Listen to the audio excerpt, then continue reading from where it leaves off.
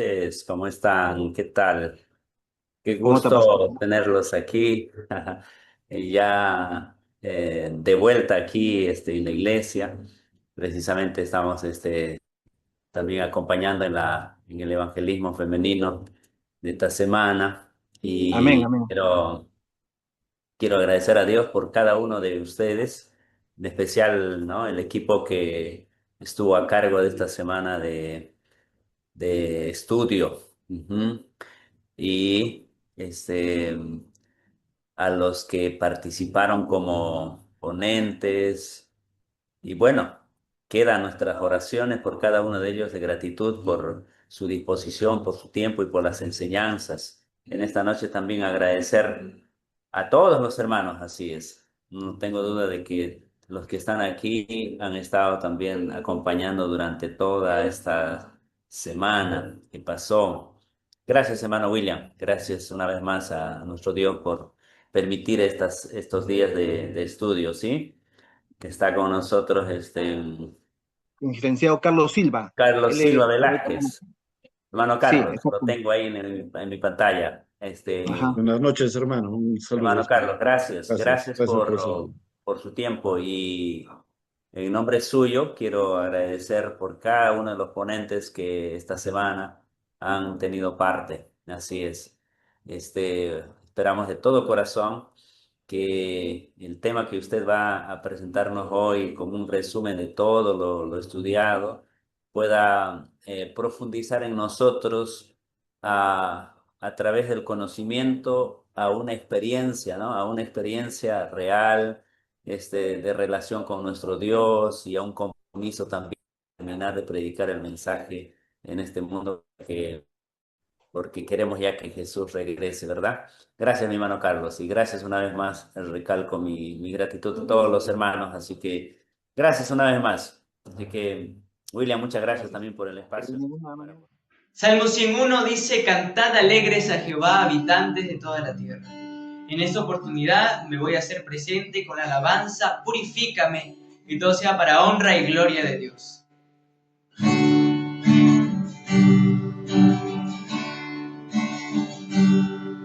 Hoy me acerco a tu trono, mi Señor.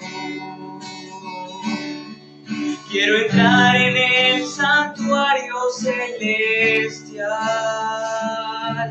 donde está mi abogado intercesor, Jesucristo quien ministra allí por mí. Que mi oración ascienda ante tu altar, como incienso agradable a ti, Señor. Que mi vida entera tú puedas cambiar, por la gracia y la justicia de tu amor. Purifícame con la sangre del Cordero Redentor. Que la paz de Dios llene mi alma entera y mi corazón. Jesucristo mora en mí. Quiero hacer tu voluntad.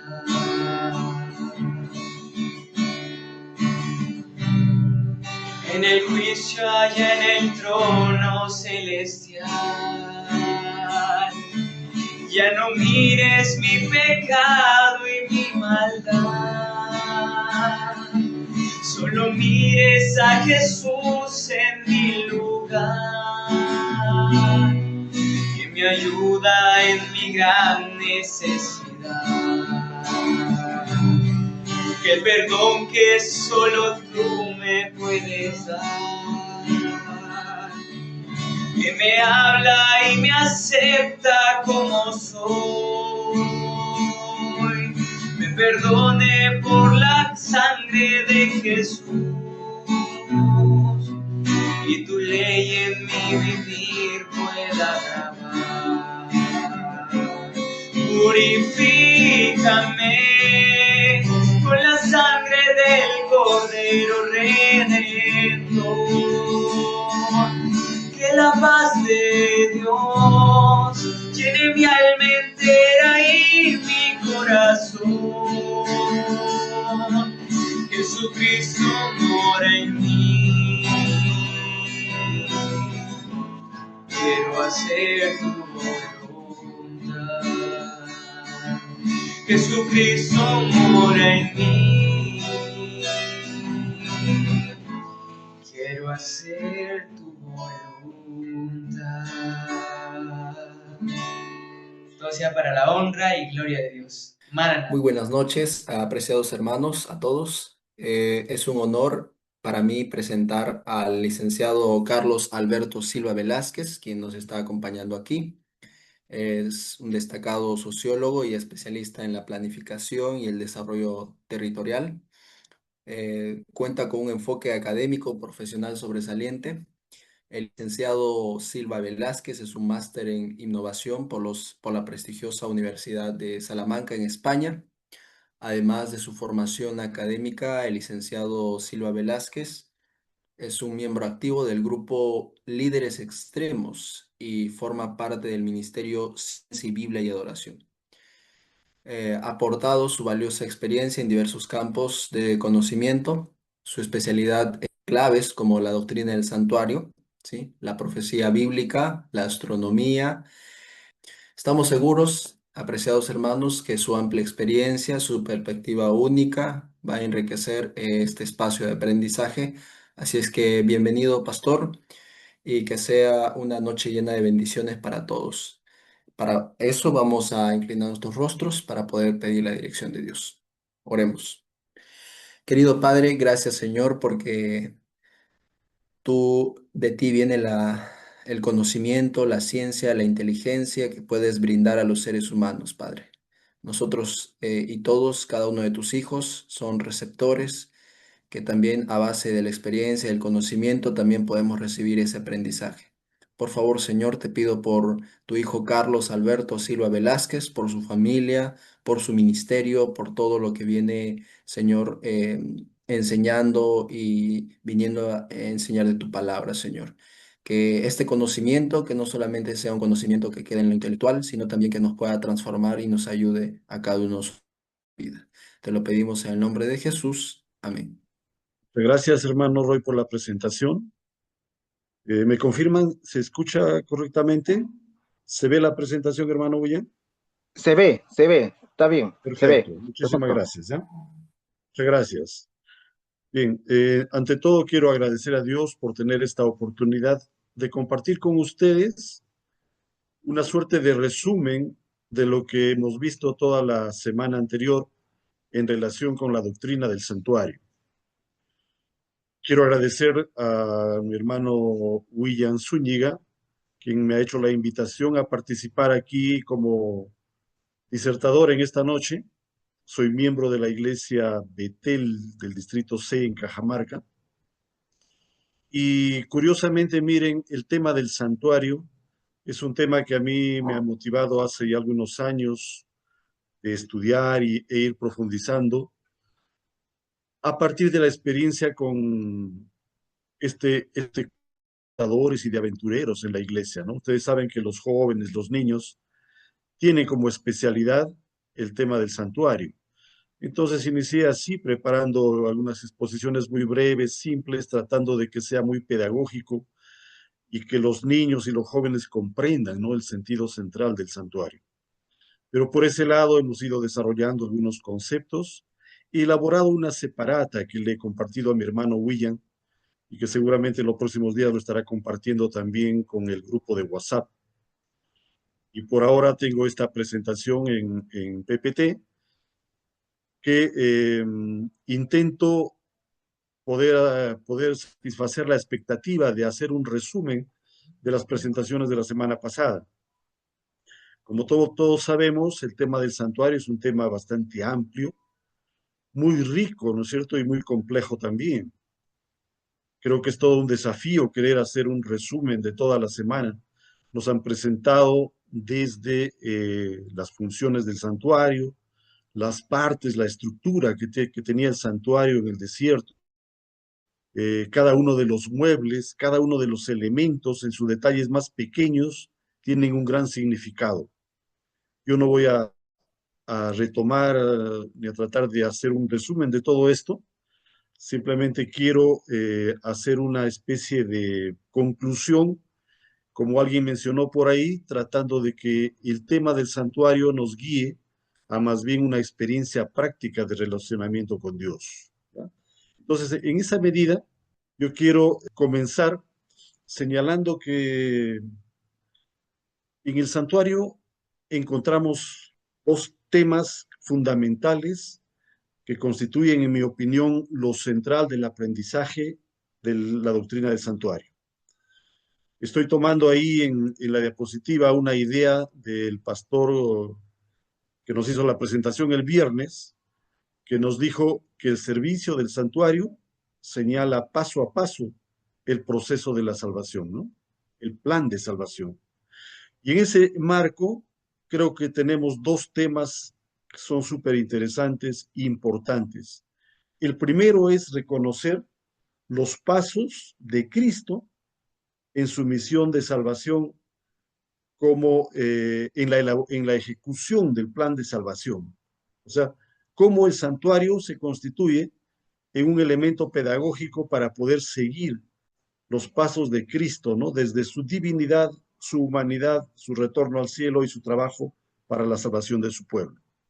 Y el segundo elemento vital es que en este mismo plano del santuario encontramos el camino que el cristiano o que el pecador en términos generales debemos seguir para alcanzar la salvación. Dos temas entonces eh, clarísimos en el santuario, ¿no? Los pasos de Cristo para la salvación y cuál es el camino que debemos seguir para llegar efectivamente a esa salvación que Cristo nos ofrece. Entonces, en la primera parte, quiero hacer un recuento así muy breve.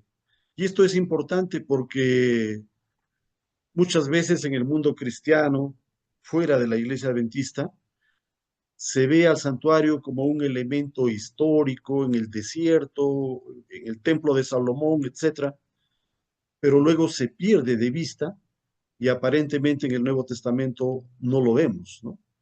Especialmente en las iglesias evangélicas, en la iglesia católica, etcétera.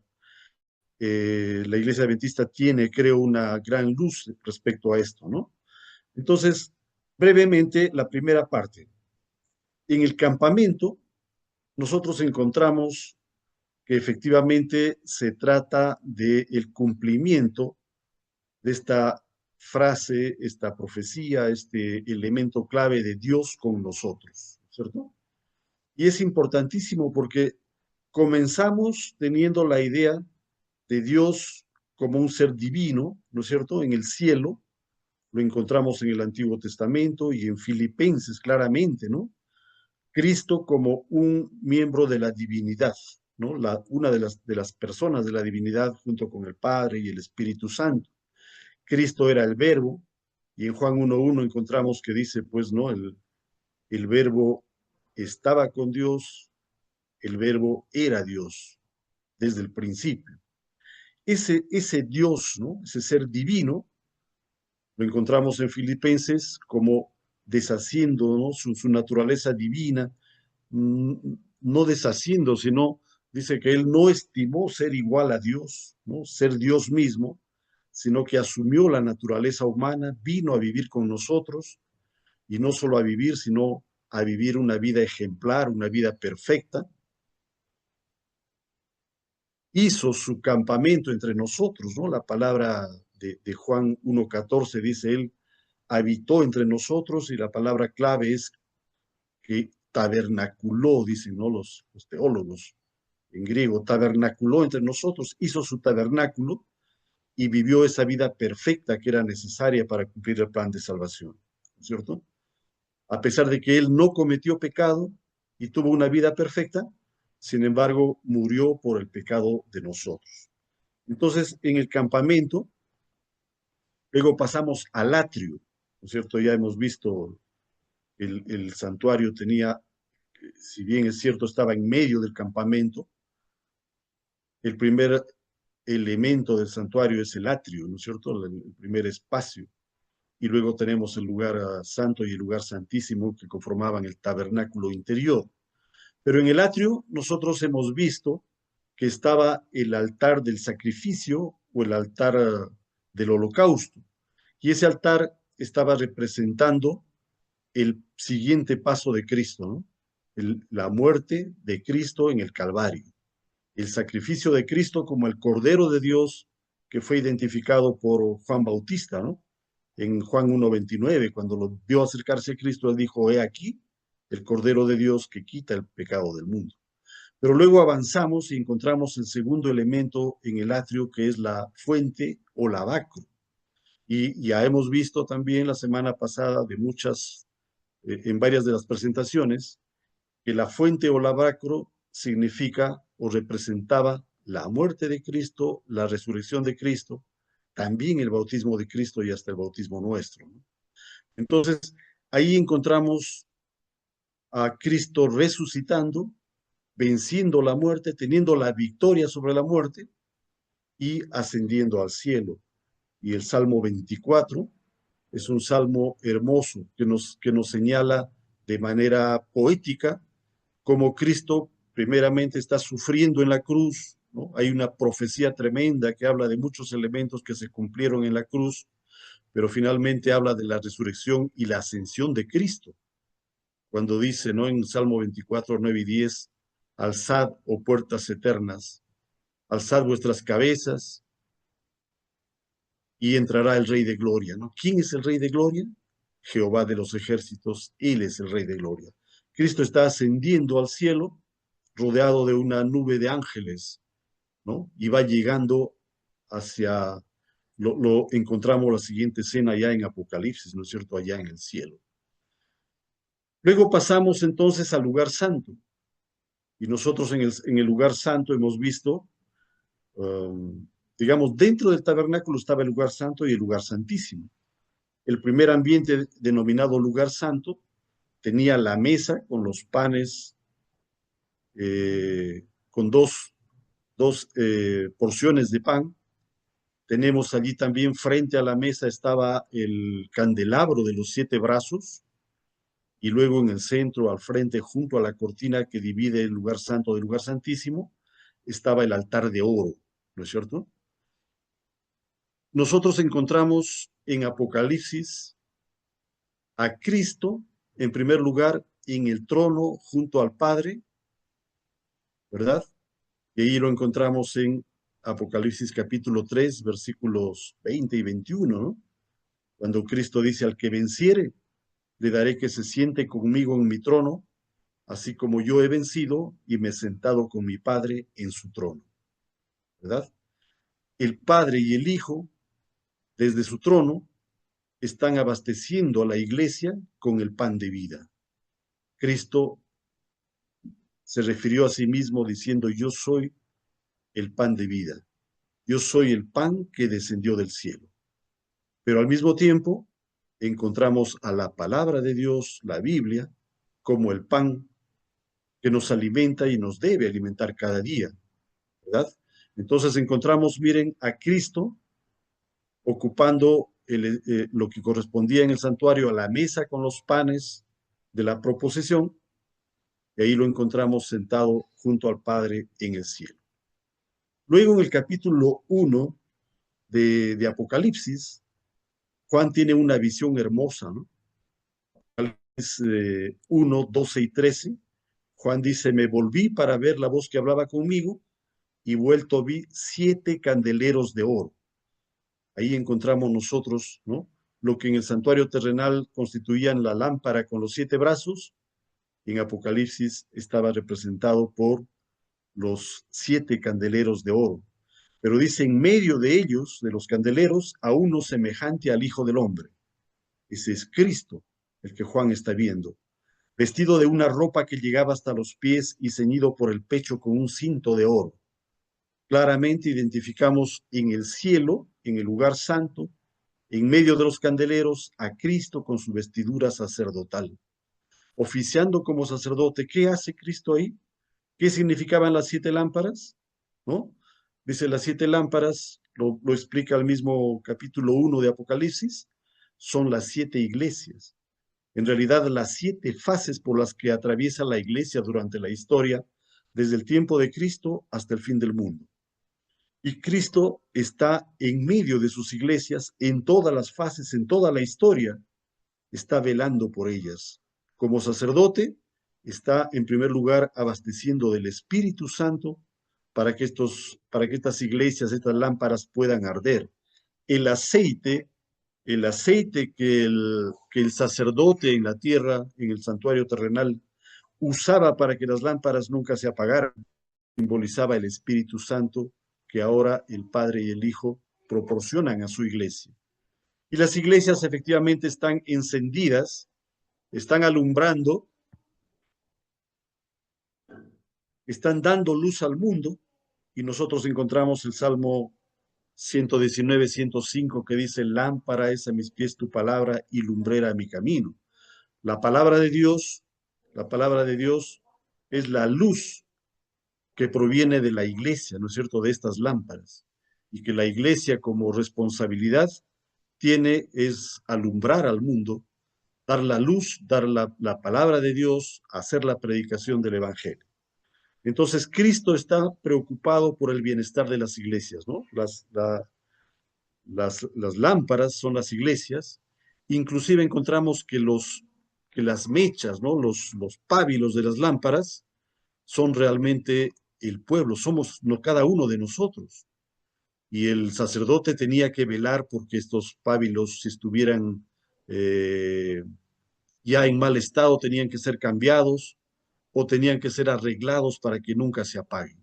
Esa es la obra que Cristo está haciendo con la iglesia y con cada uno de nosotros, atendiéndonos para que sigamos ardiendo y sigamos alumbrando al mundo. Seguimos avanzando y encontramos que en el cielo, en ese santuario que Pablo en el libro a los Hebreos menciona que es un santuario no hecho por mano humana, ¿no? Es el verdadero santuario en el cielo donde Cristo está oficiando como sacerdote. En Apocalipsis nuevamente en el capítulo 8, a Cristo es presentado como un ángel que está delante del incensario de oro con mucho incienso, dice, para añadirlo a las oraciones de todos los santos, ¿verdad? Cristo está escuchando nuestras oraciones, escuchando nuestra confesión y la mezcla con el incienso, que es su sangre, su vida perfecta, su justicia, lo mezcla nuestras oraciones y las presenta al Padre, ¿verdad? Entonces, es hermoso saber que Cristo, como nuestro sumo sacerdote, está intercediendo en el cielo, en el lugar santo, ¿verdad? Y en el Salmo 141:2 habla que precisamente dice, suba mi oración delante de ti como el incienso, el don de mis manos como la ofrenda de la tarde. O sea, hay una relación directa ahí de la oración nuestra y Cristo como sumo sacerdote, usando el incienso para... ¿Cuál era el propósito del incienso? Ustedes recuerdan que el sumo sacerdote entraba con la sangre de los corderos sacrificados y la sangre, pues sangre quemada, no tiene un olor agradable, ¿verdad? Para hacerlo agradable, se mezclaba con el incienso. Igual nuestras oraciones, nuestra vida no es la más agradable para Dios, pero Cristo la mezcla con su vida perfecta, con su amor, con su misericordia, con su sacrificio, y esto tiene un olor grato para el Padre. Entonces encontramos a Cristo en el santuario celestial oficiando ante el altar de oro. Y luego pasamos al lugar santísimo, ¿verdad? Y en el lugar santísimo encontramos nosotros a Cristo participando en el juicio investigador. Mucha gente piensa que esta parte del santuario no pueden encontrarlo en el Nuevo Testamento, y en Apocalipsis aparece con mucha claridad, ¿no? Apocalipsis capítulo 15, versículo 5 dice, después de esto miré, y aquí que se abrió en el cielo el templo del tabernáculo del testimonio. O sea, Juan ve precisamente el lugar santísimo, ¿no? La puerta que se abre y ve allí el tabernáculo del testimonio. Sabemos que en el lugar santísimo estaba el arca del pacto, ¿no? Con las tablas de la ley que simbolizaban el pacto y el testimonio. También podemos ver Apocalipsis 11, ¿no? 11:9 me parece que es, que también habla, ¿no? De este espacio, de este lugar en donde estaba el tabernáculo de Dios, el arca del pacto, y desde allí salen los ángeles con las 7 plagas. Y la escena del juicio lo encontramos nosotros en Daniel, ¿verdad? En Daniel 7:9 y 7:3, hasta el 7:13, en realidad todo el capítulo 7 de Daniel, encontramos nosotros eh, cuando el padre ingresa a una sala de juicio, ¿verdad?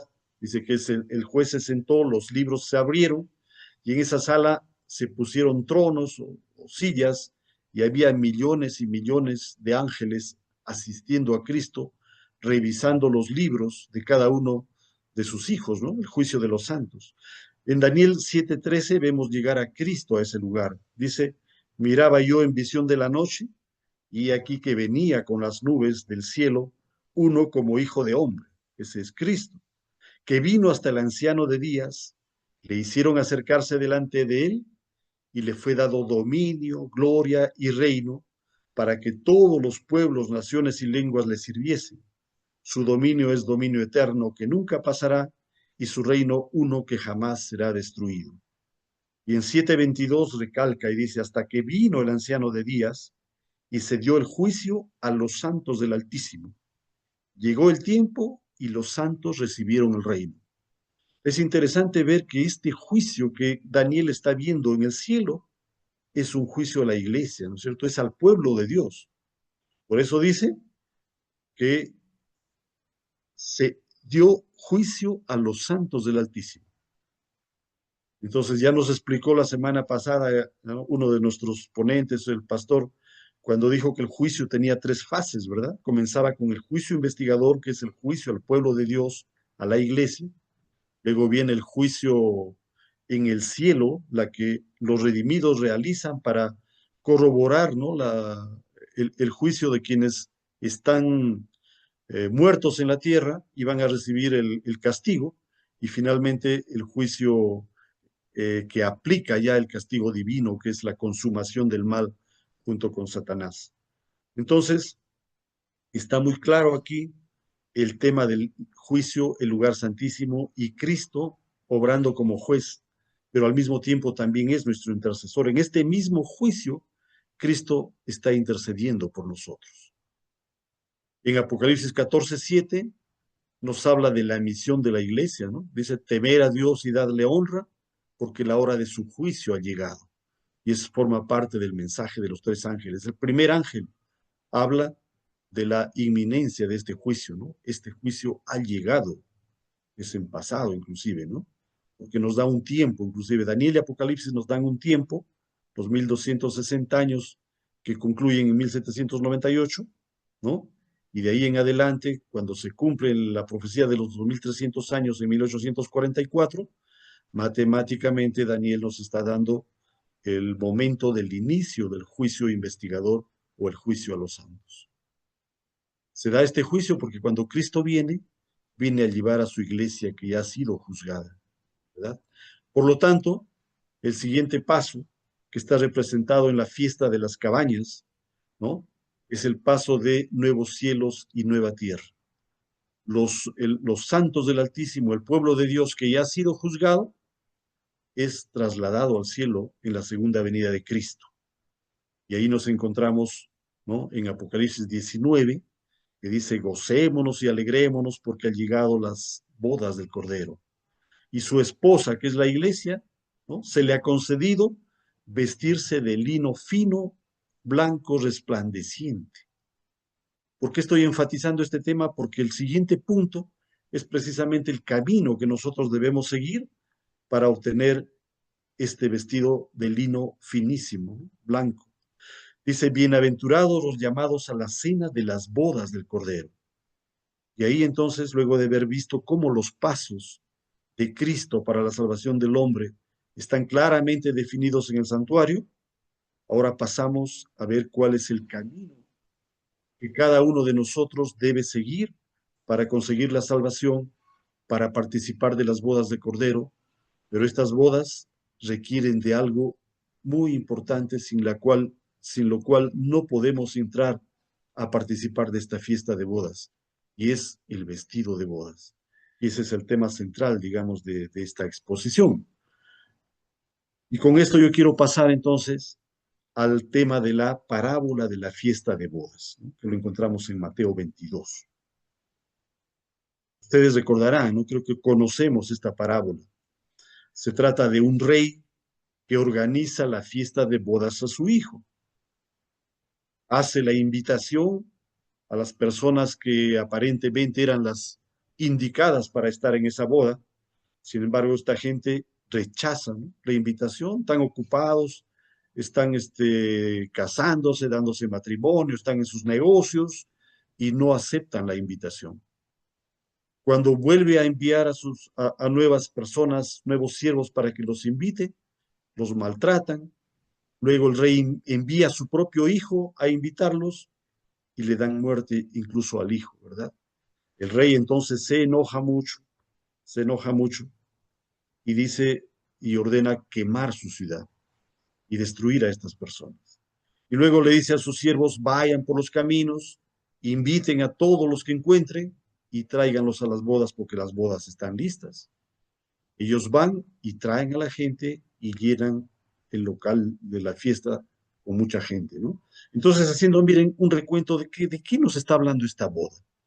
La primera parte dice, el rey preparó fiesta de bodas a su hijo, la comida, los toros o los animales engordados. Llamó a los convidados, pero no quisieron venir. Afrentaron a los siervos y los mataron. Por lo tanto, el rey destruyó a los homicidas y quemó la ciudad. Nos está haciendo alusión a que Dios, en primer lugar, a través de los profetas, luego a través de Juan el Bautista y luego a través de mismo Cristo, invitó al pueblo judío, ¿no es cierto?, a participar de esta fiesta de bodas. Pero ellos rechazaron, mataron a Juan el Bautista, mataron a los profetas y finalmente mataron a Cristo. Está representando la actitud y el rechazo de los judíos frente a esta invitación a las bodas del Cordero. Por lo tanto, como las bodas ya estaban preparadas, él pide a sus siervos y dijo, ir y llamar a cuantos halléis. Y aquí estamos ya en el momento en que los apóstoles, ¿no?, y especialmente Pablo, sale a predicar el evangelio ya no a los judíos, sino a los gentiles. Y ahí ya estamos involucrados nosotros, ¿no? Por ese camino de los apóstoles, por la predicación de Pablo, por la predicación a los gentiles, nosotros llegamos a la iglesia. Y la iglesia actual, la iglesia de Cristo, dice buenos y malos, ¿no? Juntaron a todos los que hallaron, buenos y malos. Hermanos, y esto es trascendental, ¿no? Porque si vemos a todo el mundo cristiano, vamos a ver pues que hay una cantidad enorme de iglesias, de congregaciones, de denominaciones, ¿no? Tenemos la iglesia católica, la iglesia evangélica, la iglesia adventista. Dentro de las congregaciones evangélicas o protestantes tenemos solo en Estados Unidos más de 10,000, ¿no? Creo que en total más de 30,000 nominaciones. Todos nos hacemos llamar cristianos, ¿no? Dentro de la propia iglesia adventista estamos, como dice aquí, buenos y malos, trigo y cizaña juntos, ¿verdad? Entonces significa la predicación a todo el mundo.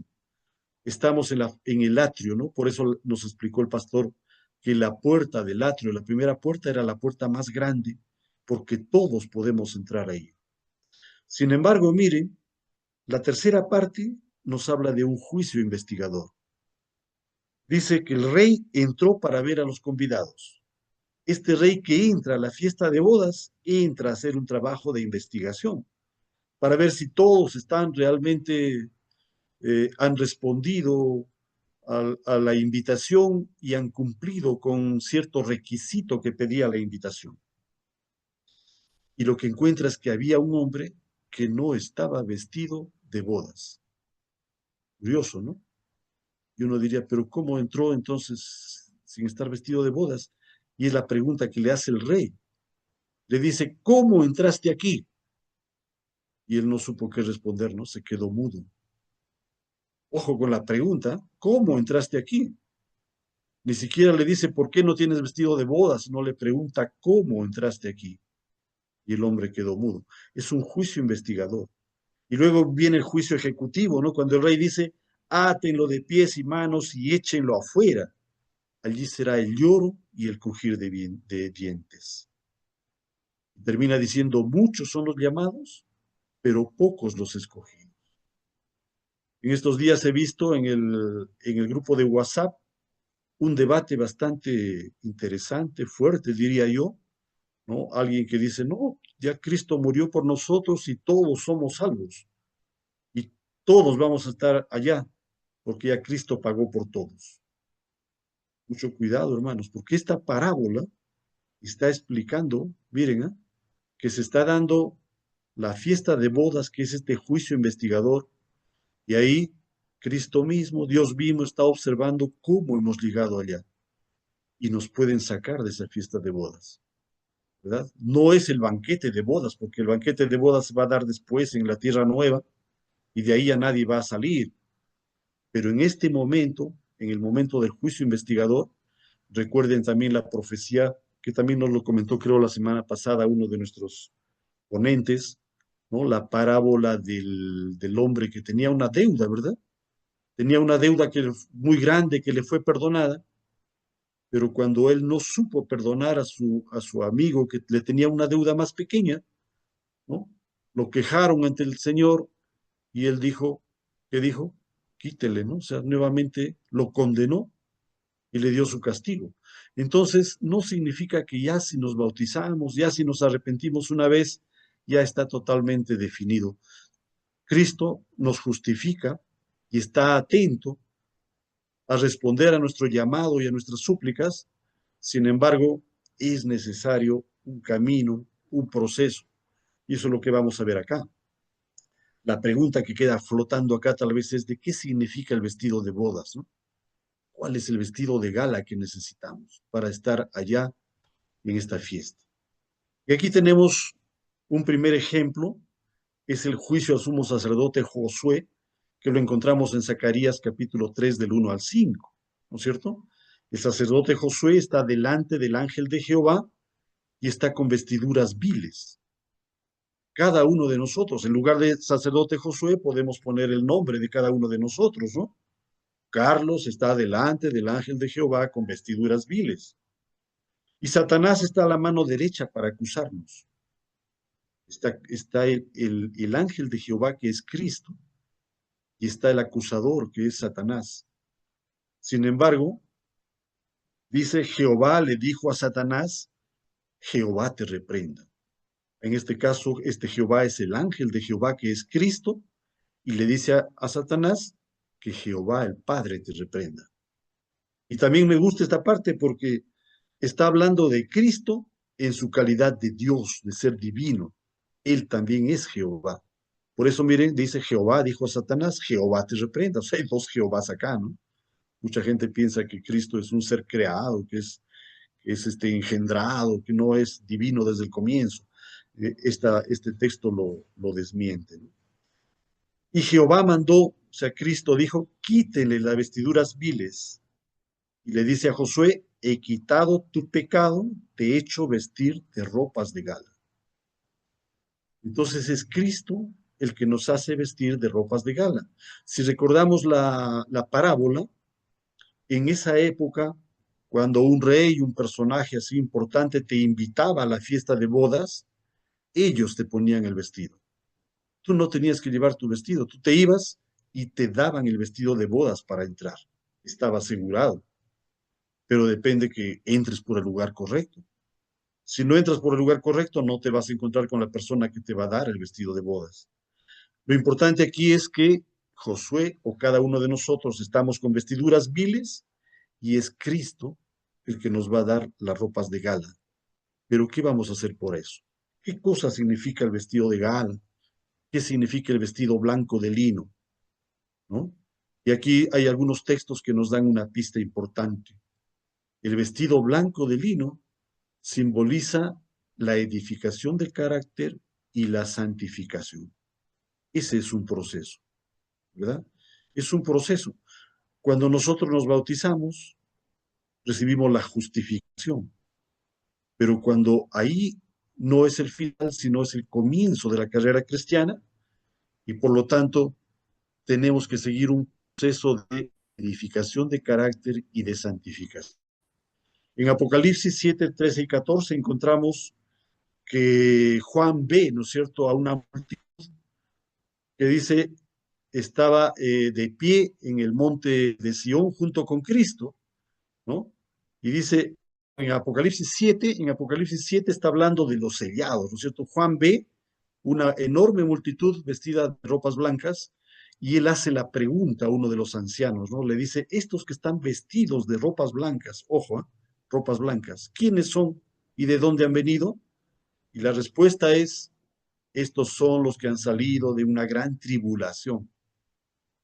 Miren, el entregarnos a Cristo no nos garantiza que todo va a ser color de rosa.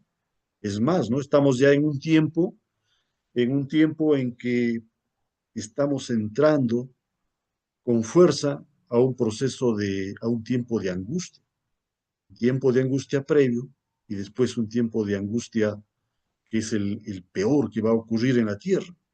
Entonces la tribulación vamos a tener que vivir, dice, esto han salido de la tribulación, pero para subsistir en ese contexto han lavado sus ropas y las han emblanquecido en la sangre del Cordero. ¿Qué significa lavar las ropas y emblanquecerlas en la sangre del Cordero? Un siguiente texto, ahí está Apocalipsis 14:1, ¿no? Dice, después miré y el Cordero estaba en pie sobre el monte de Sión y con él 144,000 que tenían el nombre de él, Padre, escrito en la frente, ¿no? Estos son los que siguen al Cordero por donde quiera que va. ¿Qué significa tener el nombre del Padre y del Hijo escrito en la frente?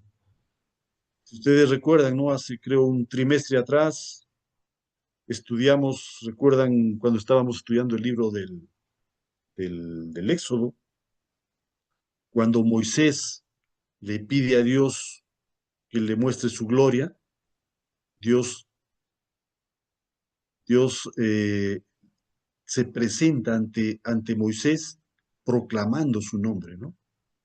Y cuando proclama su nombre, ¿qué le dice, no? Jehová, Jehová, grande en misericordia, pero también le habla de justicia, ¿no? Que dice, no pasará por alto aquel que transgrede y desobedece a Dios. O sea, habla de la justicia y de la misericordia de Dios. Está hablando del carácter de Dios. Entonces, tener el nombre del Padre y del Cordero escrito en nuestra frente significa, la frente siempre es una señal de nuestro pensamiento, ¿no es cierto? De nuestro corazón, de nuestro carácter en última instancia. Entonces, Mateo 5:48 ya nos da una pauta más específica y nos dice, sed pues vosotros perfectos, como vuestro Padre que está en los cielos es perfecto. Y luego en Primera de Pedro dice, sed también vosotros santos en toda vuestra manera de vivir, porque escrito está, sed santos, porque yo soy santo. Entonces, mire, estamos vinculando, ¿no? El vestido blanco, el vestido de bodas, con el carácter y con la santidad que Dios quiere que su pueblo obtenga. Es un proceso de santificación el que tenemos que seguir. Apocalipsis 3:5 dice, el que venciere será vestido de vestiduras blancas. ¿Y quién vence? Pues el que está en una batalla, ¿no? No puedes vencer estando tranquilo en tu casa, ¿no? Sentado sin hacer nada. O sea, para vencer tienes que estar en una competencia, en una lucha, en una guerra. Entonces el que venciere será vestido de vestiduras blancas y no borraré su nombre del libro de la vida. Ojo, o sea que sí se puede borrar nuestro nombre del libro de la vida. Hay alguien por ahí que decía, no, ya una vez que te arrepentiste y te confesaste y te bautizaste, ya estás salvo para siempre. Cuidadito. Y no borrar nombre del libro de la vida. O sea, hay un proceso, hay un camino que seguir para eso. En Hebreos dice seguir la paz con todos y la santidad sin la cual nadie verá al Señor. Vestíos del Señor Jesucristo y no probáis para los deseos de la carne. Vestidos del Señor Jesucristo, imitar su carácter. Cristo es el ejemplo, ¿verdad? En resumen, diríamos entonces, necesitamos un proceso de edificación del carácter, de santificación, un proceso de acercamiento y comunión permanente con Dios. Ese es el camino. Y esto es lo que está precisamente especificado en el camino, en el santuario, ¿cierto? Ya hemos visto en la primera parte cómo Cristo sigue los pasos desde que era Dios, convertirse en humano, venir a morir entre nosotros, resucitar, subir al cielo, estar oficiando en el lugar santo y en el lugar santísimo, trabajando permanentemente, diariamente por nuestra salvación, intercediendo por nosotros. Pero ahora nosotros tenemos que seguir ese camino para obtener la vestidura blanca. Y entonces comenzamos, miren, nuevamente, en el atrio, ¿no es cierto? Cuando venía el israelita arrepentido con su corderito, era el primer paso, arrepentimiento y confesión de pecados. Nosotros ahora nos llevamos un corderito. ¿A dónde nos confesamos? Ante el Cordero de Dios, que es Cristo.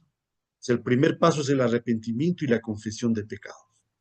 Y luego avanzamos y aceptamos el sacrificio de Cristo por nosotros, ¿no? Él paga nuestros pecados y por lo tanto nos justifica. Por eso llamamos esta primera parte que se da en el atrio el proceso de justificación. Es la gracia salvadora, ¿no? Esto nos declara justos, legalmente justos. Por lo tanto, nosotros vamos a la fuente o lavacro, ahí nos bautizamos, ¿no? Sellamos ese pacto con Dios y cuando salimos del lavacro, dice que morimos al pecado y nacemos a una nueva vida en Cristo. Entonces el bautismo no es el final, sino el comienzo de una nueva vida en Cristo. Morimos al pecado, ¿no? La vieja criatura es sepultada y nacemos a una nueva vida de testimonio, de acercamiento a Dios, de comunión con Dios. Y allí estamos listos para dar el siguiente paso, ¿no? Al lugar santo. Y en el lugar santo recibimos nosotros lo que se llama la gracia transformadora, el proceso de santificación. Este es el proceso que nos permite diariamente estar lavando nuestras vestiduras, siguiendo a Cristo por donde quiera que va, ¿no? Y en términos prácticos es una vida de comunión diaria y permanente con Dios. ¿Cómo se da esto? El paso 4 dice primeramente, cada mañana los sacerdotes tenían 2 veces al día, ¿no? Mañana y tarde, tenían que ir a lavarse los pies y las manos en la fuente o en el lavacro. Eso está significando que nosotros también damos ese paso, pero en el lugar santo está el lugar de la oración, de la confesión de pecados. Ya vimos en la parte anterior, igualito, ¿no? En el altar de oro, recibiendo nuestras oraciones, mezclándolo con su sangre y presentándolas al Padre. Entonces es el paso de la confesión, de la oración diaria y permanente. Y luego está, miren, el paso 4, el pan de vida. Vamos a la mesa de los panes y allí encontramos la palabra de Dios, pero también Cristo mismo dijo, yo soy el pan que bajó del cielo, soy, ¿cierto?, el pan de vida. Pero Cristo es el verbo y el verbo es su palabra. Entonces, Cristo y su palabra, a través de la Biblia, es el alimento que nosotros diariamente que tenemos que tomar para mantener esta comunión. Oración, estudio de la palabra de Dios y también las lámparas, ya vimos que significan dar la luz al mundo, o sea, es el testimonio. Y el testimonio tiene que ver con la predicación del Evangelio, ¿no es cierto? Lámpara es a mis pies tu palabra y lumbrera mi camino. Mostramos la palabra de Dios, predicamos también diariamente, o sea, de algún modo, en esta semana que pasó o la anterior, vimos el tema del altar, ¿no es cierto? Cuando Abraham, Isaac, Jacob, finalmente Josué hacían altares por donde iban, y esos altares quedaban como monumentos de testimonio para que otra gente vea que por ahí pasó un cristiano. Podemos ser también altares, mostrarnos al mundo cada día dando una testificación de nuestro Dios. En este proceso diario es que recibimos lo que se llama la gracia transformadora o el poder para vencer el pecado. Y esto es obra del Espíritu Santo, porque el pan de vida y el aceite para las lámparas significan la palabra de Dios y el Espíritu Santo que el Padre y el Hijo nos proporcionan directamente desde el cielo. ¿Se dan cuenta? Entonces no es un trabajo personal. Otra vez hago alusión a la lección de esta semana, ¿no? Dice, buscad primeramente el reino de Dios y su justicia, ¿no? La semana anterior. Y todo será añadido. O sea, las batallas que Josué hacía, ¿no? No eran por su fuerza, por su espada, sino por el poder de Dios. Y Josué puso énfasis en poner a Dios en primer lugar antes de salir a sus batallas. Y Dios es el que hace y asume nuestras propias batallas. Cada uno de nosotros tenemos cada día batallas que tenemos que llevar, ¿no? Problemas económicos, problemas en la familia, problemas de salud, ¿verdad? ¿Por qué no darle el primer lugar a Dios en nuestra vida, recibir esta gracia transformadora, dejar que Él nos ponga el vestido blanco, nos permita asegurar un espacio en el cielo, pero al mismo tiempo Él mismo luchará nuestras propias batallas en esta tierra? No estaremos libres de tribulaciones y de preocupaciones, de pruebas, pero Dios nos ofrece estar con nosotros. Y este es el espacio, ¿no es cierto?, el lugar santo. Recuerden, oración, estudio de la palabra y testimonio, ¿verdad? Con eso, entonces, podemos pasar este momento de juicio, que significa el lugar santísimo, ¿no? En el arca. Este es un momento que podemos explicarlo de dos momentos, digamos, ¿no? Uno es el juicio investigador, que en este momento está ocurriendo por quienes ya están descansando en la tumba, ¿no es cierto? O sea, desde 1844 se empezaron a abrir los libros, los registros de cada uno, de los hijos de Dios, de quien dijo que es hijo de Dios, para que se valide efectivamente si tuvo una conversión genuina. Y Cristo está intercediendo por cada uno de ellos. En su momento, si descansamos, pasaremos también a este juicio. Pero si nos mantenemos vivos hasta el final del tiempo, llegará un momento en donde se dará el juicio a los vivos, ¿no? La obra del Espíritu Santo nos preparará para poder pasar por este momento. Pero ¿cuál es el resultado? La glorificación, ¿no? Podemos llegar a estar de pie en la presencia de Dios en el monte de Sión junto con el Cordero. Y ahí volvemos a repetir Apocalipsis 14:1, ¿no? Miré y el Cordero estaba en pie en el monte de Sión y con él 144,000 que tenían el nombre de él y de su Padre en su frente. Estos habían logrado seguir el proceso, el camino correcto, y estaban entonces aptos con el vestido para poder estar de pie, vestidos de blanco, ¿no? En Apocalipsis 7 los vemos con vestiduras blancas. En Zacarías 3:4 ya vimos, ¿no? He aquí que he quitado tu pecado y te he hecho vestir de ropas de gala. Y en Apocalipsis 14:10 se dice, temer a Dios y dadle gloria, porque la hora del juicio ha llegado. O sea, este juicio investigador estaremos preparados para hacerlo si es que diariamente tenemos una comunión con nuestro Señor Jesucristo, si es que tenemos este proceso de santificación que nos va a llevar a la glorificación. Pero al mismo tiempo, como iglesia también, como pueblo de Dios, nos compromete con comunicar al mundo. Por eso me parece interesantísima, ¿no?, esta iniciativa que ha tenido nuestro hermano William, y de organizar este evento de estudio, reflexión sobre el santuario, para ir profundizando y dar a conocer también a la gente que ignora este tema, ¿no? Darles a conocer de que efectivamente ahora estamos viviendo este momento de juicio investigador. Y por lo tanto debemos estar preparados, ¿no?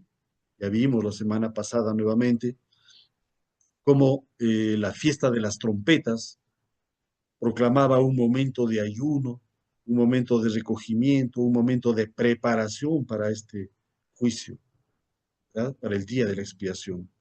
Eso es lo que tenemos que estar haciendo nosotros. Entonces, quiero terminar con dos cositas más muy breves. Miren, en Apocalipsis 11, ¿no?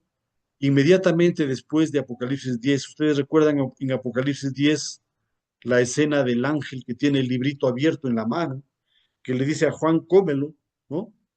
Será dulce en tu boca, pero te amargará en el vientre. Y hace alusión a ese momento de, efectivamente, de anuncio, de un gran despertar religioso en el mundo, cuando un grupo de cristianos que habían estudiado este tema empezaron a predicar la purificación del santuario, pero predicaban de que Cristo venía en 1844, y cuando Cristo no vino, tuvieron lo que conocemos nosotros como el gran chasco, ¿no es cierto? Por lo tanto, fue un momento de crisis, un momento muy amargo, pero Apocalipsis 10 termina diciendo a Juan, vuelve a profetizar, ¿no es cierto? Profetiza otra vez a muchas tribus, naciones, tribus y lenguas, ¿no? Que es precisamente el mensaje de los tres ángeles, el evangelio eterno, ¿no? Que será predicado al mundo, también a naciones, tribus y lenguas. Pero cuando leemos Apocalipsis 11, como que le da pautas a Juan y le dice qué es lo que debe hacer.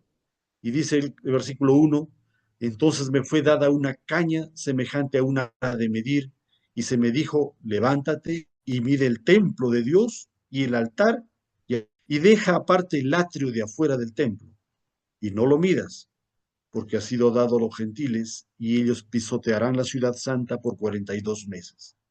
Hermanos, este tema es sumamente importante, porque nos está hablando precisamente del santuario. Se le está diciendo a Juan, ten en cuenta el tema del santuario. Y vuelve a medir, ¿no? La vara de medir hace alusión a un tema de juicio. Y ese juicio se da en relación con los 10 mandamientos. Pero mira que le dicen, levántate y mide el templo de Dios. Está hablando del santuario. Pero curiosamente le dice al altar y a los que en él adoran. Pero el atrio déjalo afuera. ¿Qué está significando eso? No lo midas. Mide al altar y a los que adoran en él. Está diciendo, ¿no? Empieza a predicar el tema del santuario y ojo con los que están en el lugar santo y los que están avanzando al lugar santísimo. Los que se quedan en el atrio, ya no los midas porque no están avanzando, no están siguiendo al Cordero por donde quiera que va. Y eso lo tenemos acá. Miren, ojo, mucho cuidado porque cada uno de nosotros y muchas congregaciones, entre comillas, cristianas, se han quedado aquí y no han avanzado a la parte del lugar santo y del lugar santísimo. Se quedan dando vueltas en el atrio. Hacen un falso arrepentimiento, ¿no? Una falsa confesión. No reconocen la gravedad del pecado. Se bautizan, creen que eso es suficiente, ¿no? Y no siguen el proceso de santificación. No, ya me bauticé, ¿no? Ya soy salvo una vez para siempre, ya no me importa el proceso diario de comunión y santificación. No avanzo al lugar santo, menos al lugar santísimo. Y nos damos el salto. Si analizamos, por ejemplo, la creencia de la inmortalidad del alma, que tiene prácticamente la Iglesia católica y la Iglesia evangélica, la gente dice ya, cuando se mueren, si ya fueron bautizados, ya están en la presencia de Dios, directamente. O sea, se saltan del lugar santo, se saltan al lugar santísimo. ¿Es así? Ahí entra el rey y dice, ¿y tú? ¿Cómo entraste acá? No has seguido el camino correcto. No has seguido el camino del lugar santo, el camino de la santificación. ¿Se dan cuenta, hermanos, la profundidad del tema y cómo el santuario nos da con mucha claridad el proceso? Y el camino que hay que seguir está ahí registrado, ¿cierto? Termino leyendo este texto de nuestra hermana Elena White, que describe precisamente este problema, ¿no? Miren, ella ve, no lo voy a leer todo, más bien cuando tengan la presentación lo pueden hacer, pero ella tiene una visión en la cual ve, ¿no? Dos grupos que están avanzando junto con Cristo, los ve en el lugar santo junto al trono, pero en su momento ve al Padre levantarse y pasar al lugar santísimo, y luego al Hijo pasar al lugar santísimo, y hay un grupo que está orando con la mente, con los ojos fijos en Cristo, y también se levantan y lo siguen. Y Cristo le dice, esperen un momento, ¿no? Voy a hacer el juicio y regreso.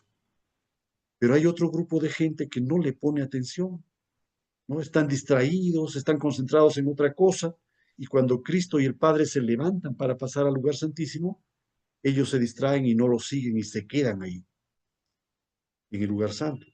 Pero muchos se han quedado en el atrio, ¿no? Y dice que de eso se aprovecha Satanás para engatusarlos, hacer una falsa imitación del derramamiento del Espíritu Santo, cosa que ya está ocurriendo en este momento, hermanos. Ustedes saben que en Estados Unidos y en Europa, ¿no? A raíz de los movimientos políticos y los temas que hay de Estados Unidos que vuelve a Dios, Estados Unidos primero, ¿no? El movimiento que ha hecho Trump políticamente con Biblia en mano, el apoyo que ha tenido de las iglesias evangélicas, se está dando, ¿no? La muerte incluso de este joven Charles Kirk, ¿no?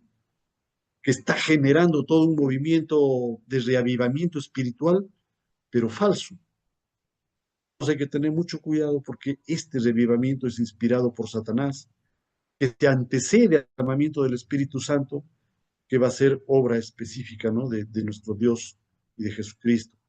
Entonces hay que tener mucho cuidado porque aquí nos está diciendo que muchos, en lugar de seguir a Cristo hacia el lugar santo y el lugar santísimo, o se quedan en el atrio, se quedan junto al trono y no avanzan. Es muy importante, hermanos, este tema. Yo espero que nos haya ayudado a tener, luego de toda una semana de detalles del santuario, a tener claridad de estos dos elementos claves, ¿no?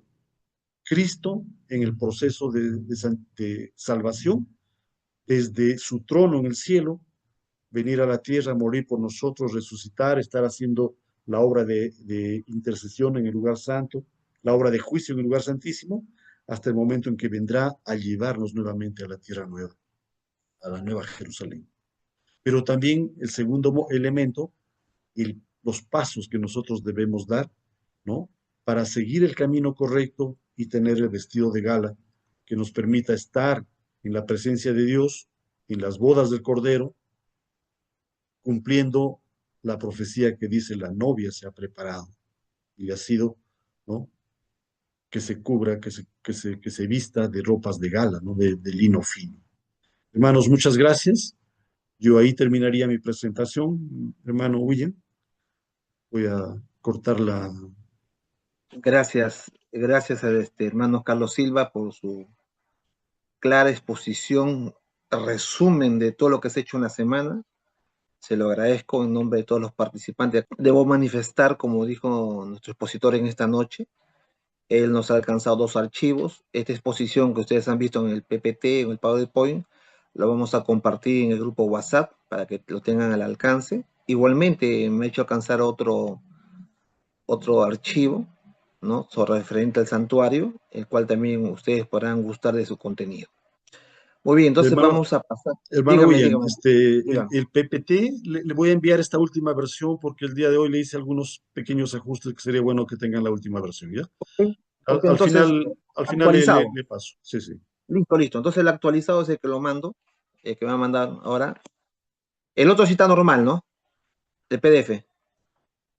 Sí, el PDF queda como está. En realidad es como les comento ahí, es un documento, digamos, de trabajo que siempre no va a ser posible, digamos, concentrar todo en un documento breve, ¿no?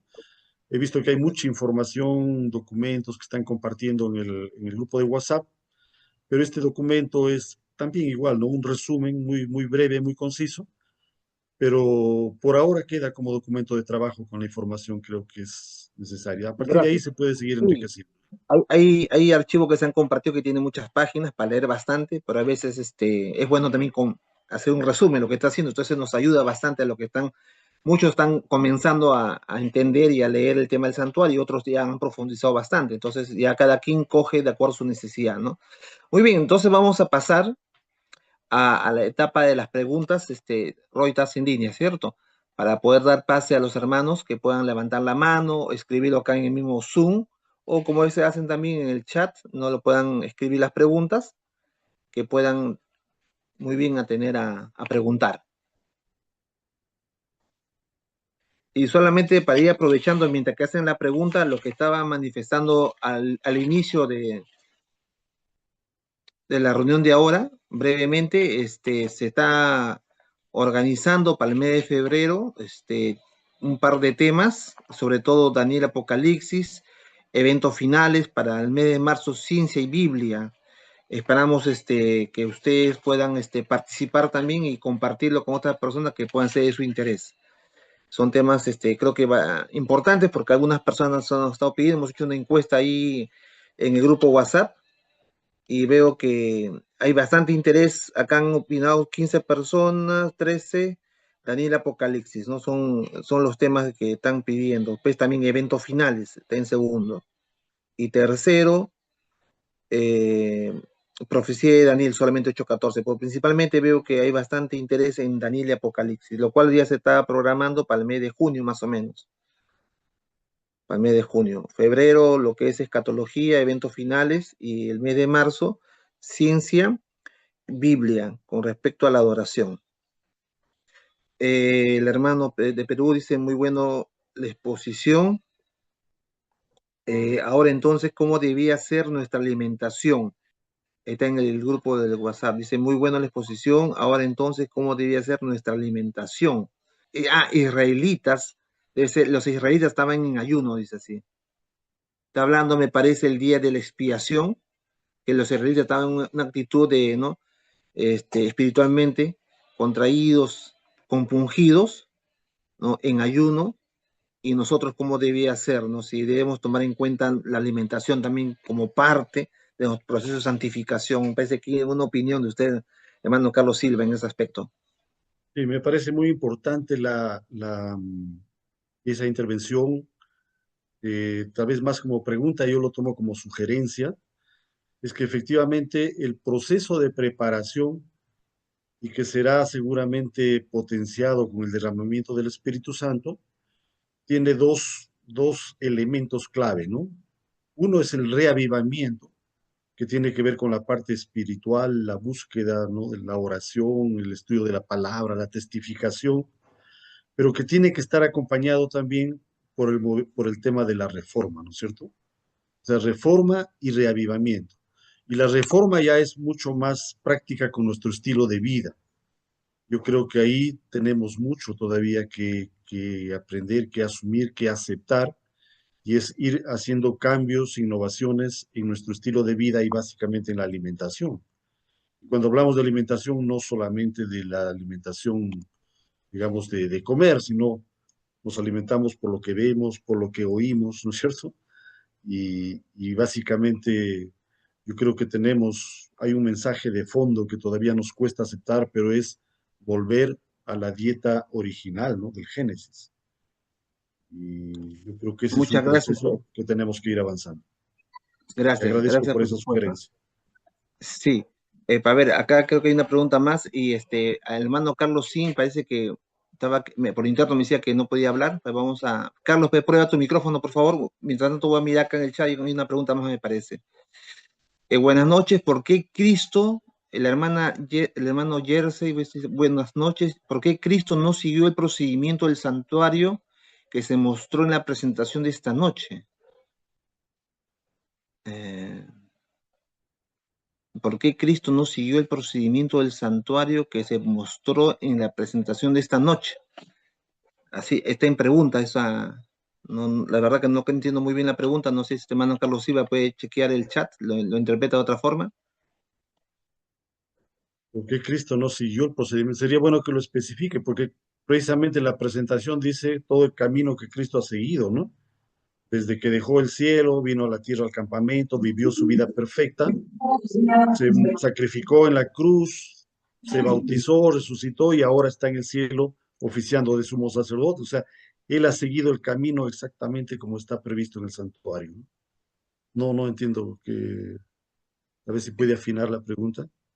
Claro, habría que pedirle a Tal Jersey vez, que pueda, tal vez podría entender por qué él no, por ejemplo, él no cometió pecado, ¿no es cierto? Entonces, tal vez si es el mismo camino del, del pecador que se confiesa, etcétera, pero Cristo no cometió pecado, ¿no? No necesitaba, digamos, de...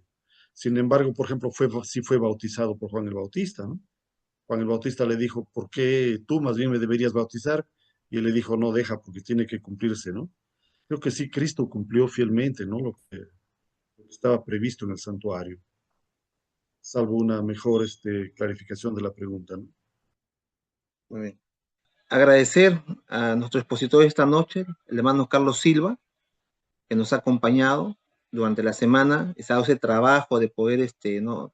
compilar un PPT en el cual está dando un resumen de toda la semana. O sea, nuestro agradecimiento, hermano Carlos Silva, con todo corazón, sinceramente, a su persona, y el esfuerzo también a armar un archivo que lo vamos a alcanzar y compartir con todas las personas en el grupo del WhatsApp. Prender su camarita para tomar las capturas. Nuestro hermano Roy está a cargo de lo que es la certificación por su presencia. Va a ir la firma de la organización, como también de nuestro pastor distrital, ¿no? Que nos va a apoyar para que, bueno, ustedes tengan un certificado que acredite pues, su presencia en un evento tan importante como estos, ¿no? Así que vamos a tomar las capturas del caso para que, para acreditar, ¿no? Su presencia, ¿no? O sea, acá estamos tomando la captura. Un poquito más, pues, hermanitos, ¿alguno más va a prender su cámara? Muchas gracias por su presencia, a pesar que ha sido un día que ha salido del esquema, ¿no? Usted su compromiso, nosotros nos alienta eso, sinceramente. Gracias, hermana Violeta, hermana Ina Panizo, hermano que es usuario, hermano Carlos Ochoa, hermano Alberto Rosales, que nos acompaña toda la semana, ¿no?